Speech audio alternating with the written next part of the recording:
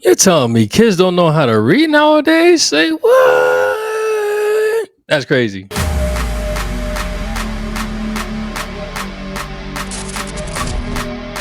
Yo, what's going on, everybody? This is a channel where we find understanding, seek the truth, and be the light. It's your boy Big Blue, and this was actually going to be pretty interesting. So once again, we're going to be finding more understanding and seeing exactly what's going on. Um, so I used to work in the school system. For those of you that don't know, I used to do IT for the school system. It was a Title IX school, which means that they got a lot of funding from the government and stuff like that. Usually means lower on the education side. Usually means lower income side. Usually means more the minority side, but not getting into race. So when we think about school systems, we think about, you go to school, you bring your school to learn. You don't expect your kid to not to learn, because what the heck are they going to be doing from 7, 8 o'clock till 3, 4 o'clock? They got to be doing something. Turns out that a lot of schools are actually not doing anything. Okay, let me not say anything. That's jumping the gun. They're not doing what they used to do. Now, it's crazy that I'm old enough to say this, but back when I was in school, when we didn't have technology, which again sounds crazy, we didn't have laptops for every single student. We had those Mac desktops, the colorful back Mac desktops, and that was it. There was time for computer class. Now the computers are in class and in everything that we do.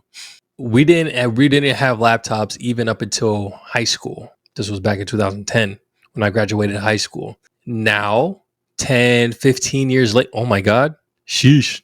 15 years later, we're in an age where technology is reigning. And what helped with that? COVID. Bon, COVID. Sheesh, man. COVID done messed up so many students that is crazy. We've gotten to a point where we just rely on technology for everything. And this is the thing that I hated most about technology, was the fact that it's used to make things easier, to make things convenient, to make things quicker. And again, I keep trying to snap with this hand, to make things quicker. Technology has been about nothing but convenience at the detriment of the mind. Like, calculators are one thing because there's heavy calculations, but honestly, it even starts with then. Calculators allow you to make these calculations quicker. And it's interesting because I remember specifically when I was growing up, when I was in grade school, there was this game that we played in fourth and fifth grade. And we had to play brain versus, what was it called? I forgot what it was, but it was essentially you're in a group with three people, one person with a calculator, one person with pen and paper, and the other person that's like the moderator or whatever. And it's pretty simple. Moderator gives an equation, and the one person either has to type it out on the calculator and get the answer, and the other person does the math or just does it by memory. And now, of course, we weren't doing anything, no exponents or anything like 25 times 36 or anything like that, because clearly the calculator is going to win. But when it came to the simple multiplication, that's the start. This is the time where memorizing comes into play. When it comes to multiplication from from 1 to 10, I think it was from 0 to 12 is what we did when it came to the multiplication. And it was just a matter of, can you find the answer before the calculator? And a lot of kids, I mean, I was able to do some of them, but then once it started to get to the high numbers, I couldn't remember. I had to do the math and then I lose, as opposed to being able to do it enough to memory and stuff like that. But this is all a matter of teaching. Yes, the loser was more than likely going to be the person that had to use pen and paper. But at the end of the day, it was the repetition and the testing and the challenging and the getting better. But we're not seeing that nowadays because everything could be done on the computer. And I don't think that's a very good idea at all, especially at a young age. Grade school, like elementary school, middle school, I don't think we should be using technology to that extent. I think there should be technology classes still in middle school and elementary school. There should still be computer labs. But this whole laptop thing, I don't think it's a good idea. I don't think it's a good idea. A lot of people want to make the excuses that, oh, not everybody has, not everybody's on the same playing field because we have all the same devices, all the same resources. Yes, I can see how that can be true. The point that I'm trying to make here is that when it comes to children, if you don't fully explain to them how to use things and how they're meant to be used in that moment, the second that they see they can use it for something else that's more entertaining, that's what they're going to use it for. And it's unfortunate. The other thing that happened during COVID was that they allowed for phones to be in use, or at least here in the county where I live and where I worked at. I can see why that was a good idea, but the second COVID was done and over with, I mean, granted, there's still COVID that's roaming around, but the second that it wasn't no longer a pandemic, we should have, and kids were going back to school more normally. We should have went back to banning phones from being used in school, in the classroom.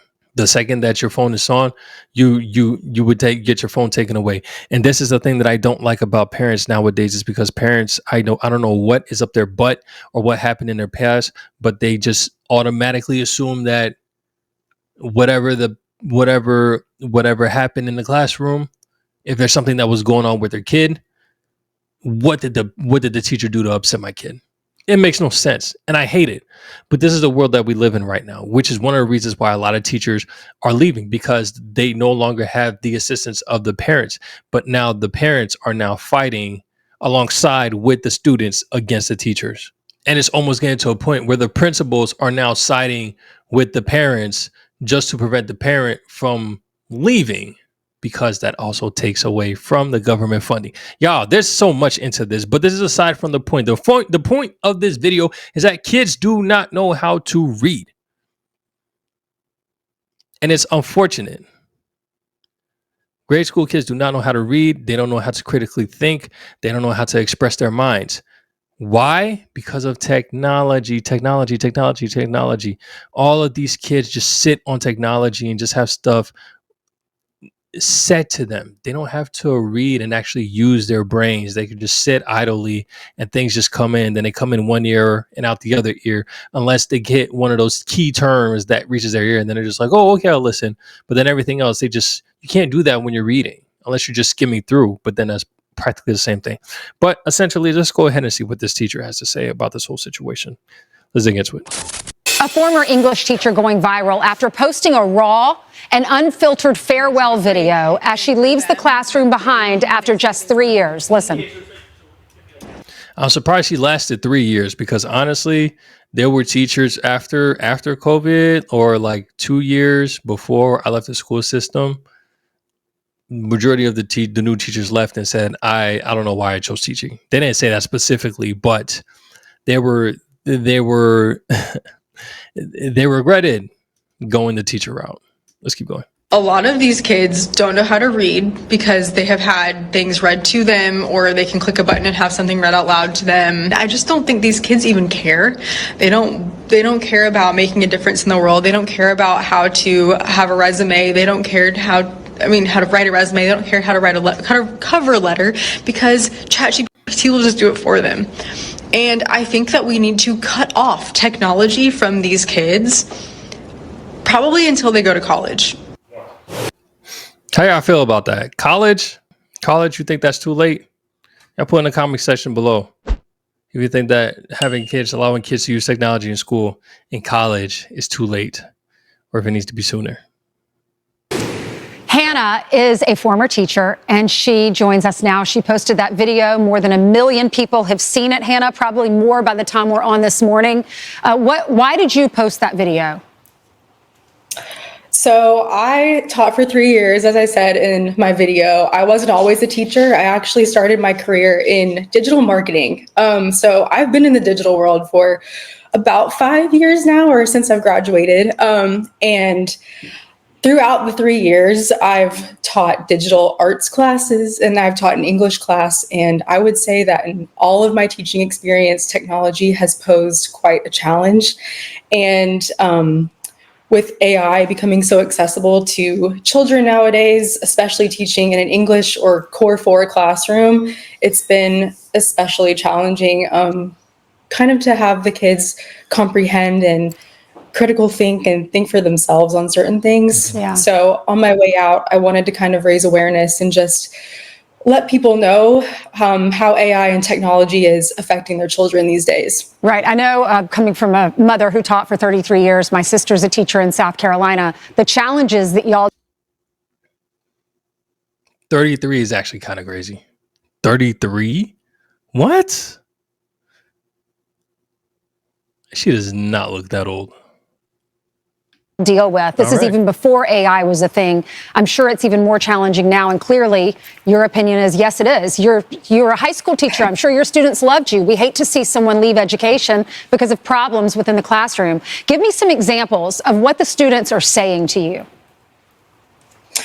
Well, a lot of students, and I do want to be clear, I taught a lot of very motivated and bright children. And so I don't want this to come off as if this is all the kids' fault. But I do know that a lot of, and it's not, it never is. It's the parents' fault, and it's the parents' fault of not knowing better, but not trying to learn better. But I mean, at the end of the day, how could you know something that you weren't taught to learn type thing? So what really is important here is the need of wanting to do better and be better is important, and then do so for your kids, and then encourage them to do the same.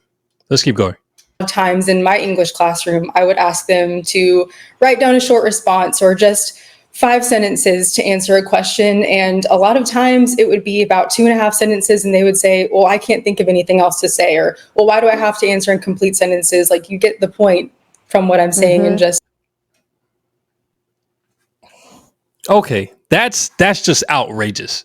That's outrageous. I was with them when she said that they couldn't do 5 sentences. They did 2 sentences, and they said they had nothing else to think, because that's how I was when I was in grade school up until high school. So that wasn't the case in high school, but up until high school, I found issues creating sentences because I didn't know how to expand on what it is that I was trying to say necessarily. But to say why do I have to write incomplete sentences, that's wild. And that's kind of the thing that I'm mentioning, that I'm like trying to like hone in on. Like, the way that things were when I was younger wasn't like this. Now, granted, this is when I was living in New Jersey and not Georgia, but when you keep that strictness, then they don't ask questions when they get older. They just do it because that was something that was done when they were young. So then when they get older, they just do it. And again, going back into Proverbs, discipline your kids in the way that you want them to be. But if you don't discipline your kids, they're not going to go in the direction you want them to be. They're not going to understand things the way that you want them to understand. They're not going to understand the value of things the way that you want them to understand the value, even if they just did it mindlessly. What the fact of the matter is, your kid knows how to read. Your kid knows how to do math. this little sentence. And then a lot of times I would assign essays, long form essays, and I know how children write, especially when they handwrite me things in the beginning of the school year. And so when a student, how I know how they write, typically would give me a very eloquently and thorough essay on a topic that I know that normally wouldn't come from them, I would ask them, was this really you? And I'd run it through an AI generator. And of course, it would say 100% ChatGPT or AI. And I would speak to the student, and they would more so question of, well, if I have to redo this, how much is it really going to affect my grade? Can I just take the 0? Gosh, trying to take the easy way out. Bruh. Yeah. Right. Is it promoting just a laziness among our children? I suppose. And a lot of them are just feeling as though they don't really need to do the work anymore because AI will just do it for them. Right. And I think that AI can be in a classroom in a very effective way if we teach children in the older grades how to use it properly. But if we're allowing them this unlimited access in the classroom to use AI, they're not going to do the work themselves. Yeah, I know you're a proponent of getting technology out of our classrooms, getting the phones out of our classrooms. I still can't believe some schools are allowing that. You know what's coming to mind when, after hearing the part about the kid, just wanting to take a 0 instead of actually having to do the paper. And again, the majority of this is on the parents' part, but the lack of exposure to to things in life. And what I mean by that is, and I was talking about this with a friend of mine, one of my relatives, not too long ago. I was saying how when I was younger, there were things that I just didn't know about because of lack of exposure. There were morals that I wasn't aware about because of lack of exposure. There were just things socially that I was unaware about because of lack of exposure. The same thing goes into just about anything. If you weren't exposed to it, there's a good chance that you just won't know. And when you're a kid, there's depending on how you're raised, there's a good chance that you just won't ask. So there's no reason for you to want to learn more about something if you never really been pushed to have to want to learn more about something. You kind of just dealt with whatever, which is something that I had to break out of, but that didn't happen till honestly till the end of college. Now, the other thing that I'm coming to realize is that when it comes to technology, the problem with technology is that depending on whose hands it is in, will either allow them to continue to be dumb or allow them to do great things. You put AI in my hands, and not only will I utilize the AI in order to expand on whatever it is that I'm doing, but I'm also learning from the AI as well because I'm seeing everything that's being put in. The things that kids are doing when they have AI in their hands is that they just put in the information, copy, paste, done. Not learning, not expanding their knowledge, not gaining more information. They're just there to get their assignment done and just go about their business. And this is the problem. This is when we have technology in the wrong hands, because those that don't know how the thing works and just uses it for their own benefit will just use it to be lazy. You give it to somebody that understands it, they're either not going to use it as much, or only use it for specific things that'll help them be more efficient in what they're doing. It's enabling in some cases for children.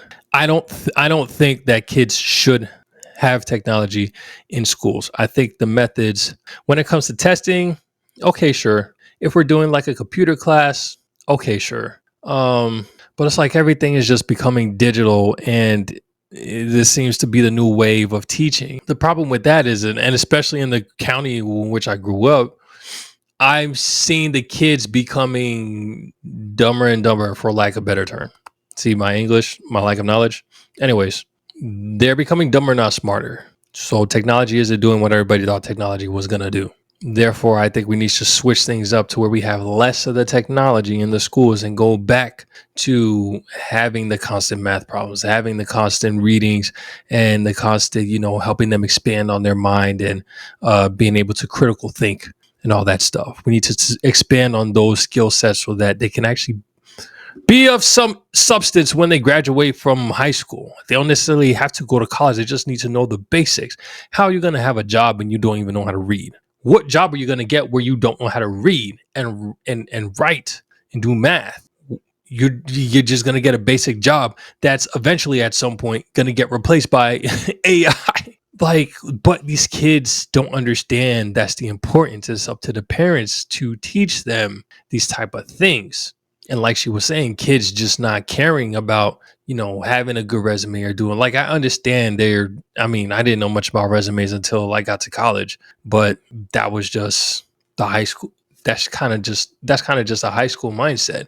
If it's not put into the child's mind, I actually want to know what school did she leave? I want to know what school did she leave? What was the demographic? Because based off of what she's saying, I can see that being the case in a majority minority school like I was in. Because the majority of the kids, it got to a point, and that was when I was there a couple of years ago, 2019, 2020. It got to a point where back in my day, you would maybe have 1, 2, 3, 4 kids that are failing. Now it's getting to a point where you have 1, 2, 3, 4 kids that are passing in their classes, and legitly passing, not curved grades or anything. They're legitly passing, and they're actually smart, and everybody else is failing. And it's not even close failing. It's like 34 failing, which to me is mind blowing to even think of somebody getting like a 34 as a grade. But that was normal with a lot of the kids in the school that I was in. But the demographic, there was like probably 2% white kids at the school. Not to say that white people are better, by no means, but based off of the black culture, based off the economics, and based off of the area, that is what it was. But again, it really boils down to the parents and what they're teaching their kids when they're at home and when they're young, so that they can bring that into school and be diligent in their work in school. Because by the time they get home, all they do is just sit on an iPad or sit on their phone and don't do anything. That's what they're going to do when they're in high school. That's what they're going to do when they're at college. And then hopefully, God forbid, they learn too late. Oh, maybe I should study. Maybe I should take some time and try to figure things out, learn new skills, this, that, and the third. Hopefully it's not too late by then. For a lot of people, it was. And for a lot of kids, they're behind. They're behind. And that's due to the lack of guidance of the parents. So parents, again, I keep saying this over and over again. We have to do better. Get these kids off the phones. Get these kids off the computers. Get them off the internet. Get them off the social media. Let them go outside. Let them run. Force them to read a book. Force them to do math problems. And yes, I say force them to do these things, because if you don't force them to do it, they're not going to do it. They're just not. But y'all let me know in the comment section what y'all think. I'm going to catch y'all on the next one. Take it easy. Peace.